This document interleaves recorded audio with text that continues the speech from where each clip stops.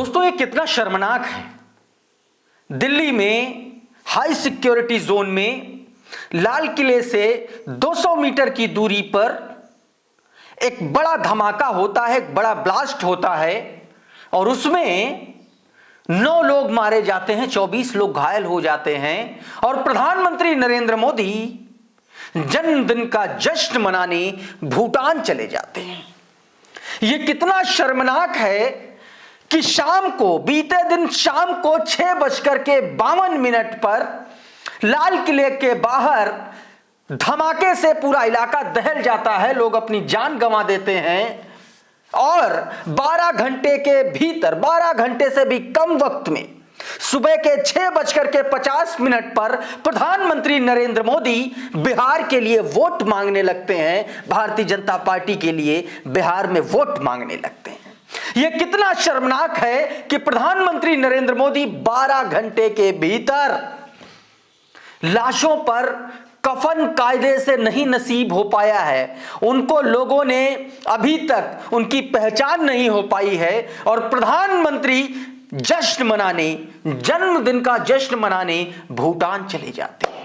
यह कितना शर्मनाक है कि पहलगाम में आतंकी अटैक होता है और प्रधानमंत्री नरेंद्र मोदी सऊदी अरब के दौरे पर होते हैं, वापस आते ही सर्वदलीय बैठक में नहीं जाते हैं और बिहार में वोट मांगने चले जाते हैं। यह कितना शर्मनाक है कि पुलवामा अटैक के बाद महाराष्ट्र के लातूर में शहीद जवानों के नाम पर वोट मांग लेते हैं, लेकिन आज तक नहीं पता चला कि वो 300 किलो आरडीएक्स कहां से आया था। आज इसी पर बात करेंगे, एक एक पहलू पर। सबसे पहले जरा यह खबर देखिए। पीएम मोदी 2 दिन के दौरे पर भूटान पहुंचे, कहा हमारी पार्टनरशिप दोस्ताना संबंधों का मॉडल। देखिए क्या है, प्रधानमंत्री नरेंद्र मोदी मंगलवार को हिमालयी देश भूटान के राजा जिग्मे सिंगे वांगचुक के 17वें जन्मदिन के जश्न में शामिल होने भूटान पहुंचे हैं। आज तक कह रहा है जश्न मनाने गए, अपने घर में लाशों का अंबार लगा हुआ है और घर का मुखिया जश्न में डूबने भूटान गया हुआ है। यह हालत है इस देश में और यह सच है भारतीय जनता पार्टी का। यह देखिए जरा दोनों तस्वीरें। वोट मांगा। दैनिक भास्कर कहता है कि 6:52 पर शाम को 10 तारीख को लाल किले के पास धमाका होता है। प्रधानमंत्री नरेंद्र मोदी 12 घंटे में भी 2 मिनट कम रह गए थे। 6:50 की सुबह वोट मांग रहे हैं। देखिए आपकी स्क्रीन पर टाइमिंग भी देखिएगा। बिहार विधानसभा चुनाव में आज दूसरे और अंतिम चरण की वोटिंग है। सभी मतदाताओं से मेरा निवेदन है कि वो इसमें बढ़ चढ़ करके भागीदार बने और मतदान का नया रिकॉर्ड बनाएं। पहली बार वोट देने जा रहे राज्य के अपने नौजवान साथियों से मेरा विशेष आग्रह कि वो खुद को मतदान करें ही दूसरों को भी प्रेरित करें। और साथ में ये tweet, leaving for Bhutan where I will attend various programs. Various program जो अटेंड करेंगे वो आज तक ने बता दिया है कि भूटान के जो चौथे राजा हैं उनको 70 साल का उनका 17वां जन्मदिवस है और वहां पर ये जश्न मनाने गए। ये है प्रधानमंत्री नरेंद्र मोदी का संवेदनशीलता। ये वीडियो है उनके जाने का, हाथ जोड़ रहे हैं। देखिए नरेंद्र मोदी भूटान की तरफ रवाना होने का ये वीडियो दिखा रहे हैं। रणविजय लिख रहे हैं यात्रा के दौरान कि 12 घंटे पहले देश पर हमला हुआ, 13 भारतीयों की मौत हो गई। मोदी सज धज कर भूटान घूमने निकल गए। मतलब किसी घर पर हमला हो और घर का मुखिया कहे कि मुझे घूमने विदेश जाना है, तुम लोग अपना देख लो। हद है निर्लज्जता की।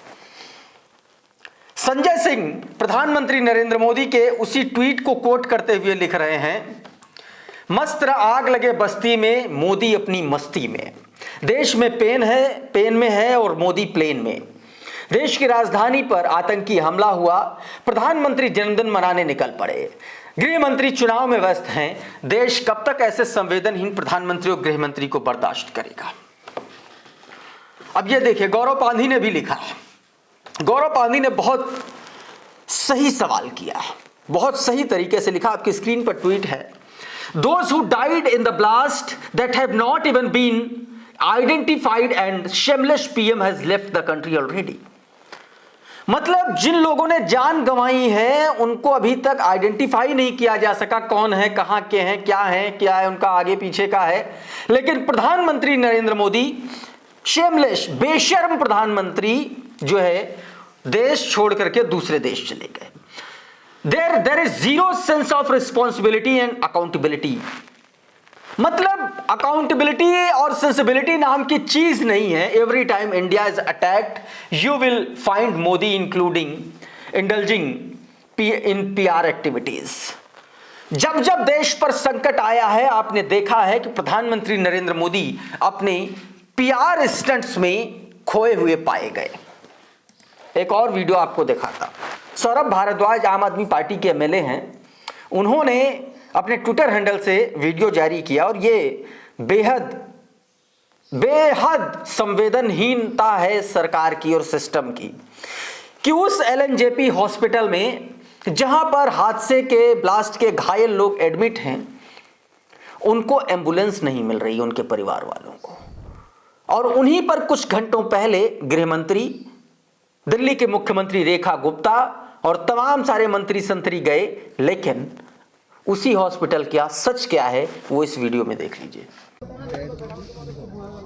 तो आप बोल रहे हैं कि एम्बुलेंस भी नहीं दे रहे हो? एम्बुलेंस को मना कर रहे हैं। क्या बोल रहे हैं कि एम्बुलेंस नहीं मिलेगी, एम्बुलेंस बाहर से करिए, ये कह रहे हैं। खुद से लेके आइए। खुद से लेके आइए। क्यों? और जो एक्सपायर हुए हैं वो गरीब घर से बिलोंग करते हैं। बिल्कुल बड़ा भाई थोड़ा वो दिमाग से मेंटेलिटी है। तो आप लोग खुद से कहाँ से लाएंगे बताओ एम्बुलेंस? सही। बोल रहे हैं खुद से लाने के लिए। ये सच में ऐसा बोल रहे हैं? सच बोल रहे सर। ये हालत है एलएनजेपी अस्पताल के बाहर की। क्या वजह है? क्योंकि पहलगाम पर हमला हुआ तो प्रधानमंत्री नरेंद्र मोदी सऊदी अरबिया में थे।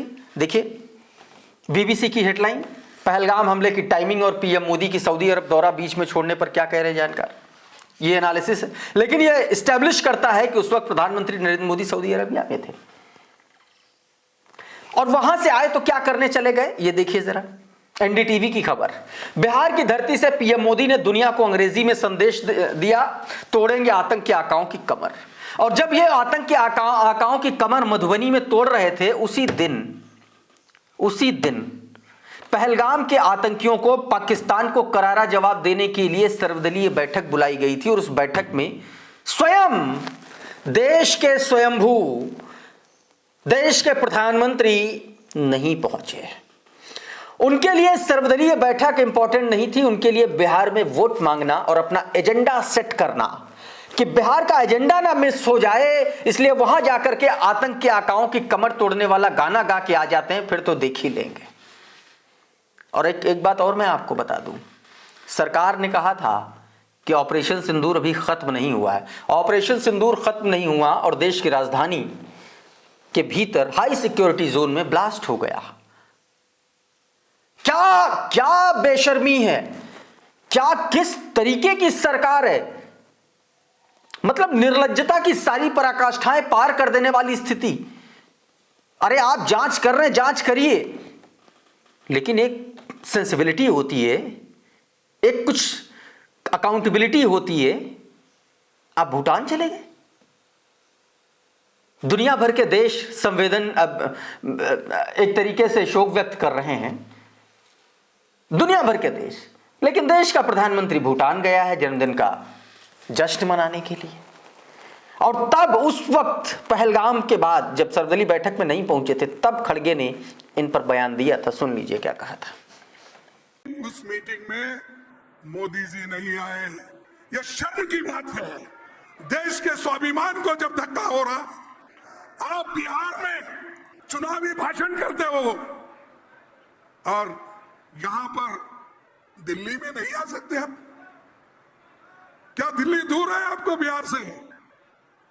बात तो बड़े बड़े करते हो, मेरी 56 इंच छाती है, मेरी वो है, ये है, मैं वो लड़ूंगा, घर में घुसूंगा। अरे बाबा, कम से कम बिहार से उस दिन आकर हमारे मीटिंग में बैठते तो सबको मालूम होता था कि आपकी प्लानिंग क्या है, आप क्या करने वाले हैं, हमारे से क्या मदद चाहते हैं। हम तो मदद खुले आम सभी पार्टी के लोग दे रहे, इसके बावजूद भी आपने कभी उधर नजर डालने की कोशिश नहीं की। ये बीजेपी और प्रधानमंत्री का ये एटीट्यूड। तो ये स्थितियां दोस्तों बन रही हैं। अच्छा, बेशर्म सरकार नहीं, सिस्टम के लोग भी हैं।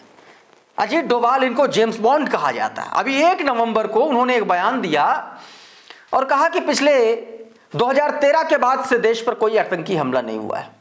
ये हेडलाइन है नवभारत टाइम्स की, आपकी स्क्रीन पर जो आप देख रहे हैं, ये इन्होंने कहा था। 2013 के बाद से अगर आतंकी हमला नहीं हुआ तो पुलवामा, उरी, पहलगाम, गुरदासपुर, ये क्या थे? ये क्या गिल्ली डंडा खेलने आए थे आतंकवादी? पुलवामा में 34 जवान शहीद हो गए। ये आदमी इनको आतंकी हमला ही नहीं मानता है। क्या बेहूदगी है, क्या बेशर्मी है, बताइए। ये स्थितियां बनी हुई हैं। बीबीसी की रिपोर्ट देखिए क्या कहती है, कब आतंकी हो रहे। 5 बड़े आतंकी हमला देखिए आपकी स्क्रीन पर, ये बीबीसी की रिपोर्ट है। पठानकोट 2016 में हमला हुआ, 7 सुरक्षाकर्मी मारे गए, 20 घायल हुए थे। गुरदासपुर देख लीजिए, 27 जुलाई 2015 हमला किया गया, 4 पुलिसकर्मी समेत जो है कई लोग मारे गए, 3 नागरिक भी मारे गए। अमरनाथ 7 लोग मारे गए। पुलवामा 34 जवान शहीद हो गए। और उसके बाद पहलगाम 28 और कल वाला हमला 9 जो ऑफिशियल है अभी। और चाइना से जो झड़प हुई डोकलाम वाली, उसको तो आप छोड़ दीजिए, उसको भी इंक्लूड करिए। और इस आदमी को कोई आतंकी हमला ही नहीं लगता है। रवि लिखते हैं कि दिल्ली में हुआ धमाका अगर आतंकी हमला है तो इस व्यक्ति का इस्तीफा होना चाहिए। पुलवामा, पहलगाम और अब दिल्ली, कब तक देश के लोग मरेंगे और कोई जिम्मेदारी नहीं लेगा? कैसे महाराज, ये लिखा जा रहा है। बघीरा लिखते हैं